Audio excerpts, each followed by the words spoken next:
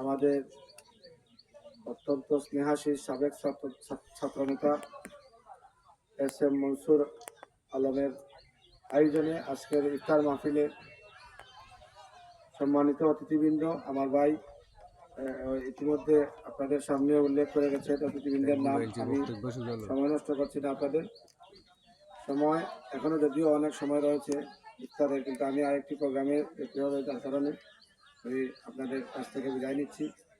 মনসুর আমাদের সামনে এসেছে, কাছে এসেছে, আমরা মনসুরকে বরণ করে নিয়েছি এয়ারপোর্ট থেকে।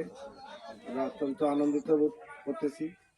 আমরা জানি মনসুর অতীতে আমাদের এই জাতীয়তাবাদী দলের জন্য অনেক কষ্ট করেছে, দেশে থাকা অবস্থায় প্রবাসে গিয়েও সে দেশের নেতা কর্মীদের সবসময় খোঁজ খবর রেখেছে।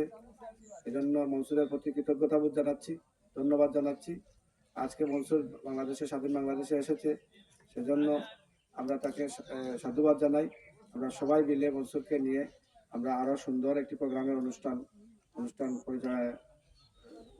উদ্যোগ নেব, সেই আশাবাদ ব্যক্ত করছি। এবং আজকের এই ইফতার মাহফিলে অতিথিবৃন্দ এখনো আসেন নাই, সময় অনেক রয়েছে বিদায়। অতিথিবৃন্দ আসলে সবাইকে আপনারা এখানে লোকাল নেতৃবৃন্দ যারা আছেন সবাই আন্তরিকতার সাথে আপ্যায়ন করাবেন, সবাইকে যথেষ্ট সম্মানের সাথে সম্মানিত করার চেষ্টা করবেন, সেই আশাবাদ ব্যক্ত করছি। আজকের মতো বিদায় নিচ্ছি। আসসালামু আলাইকুম।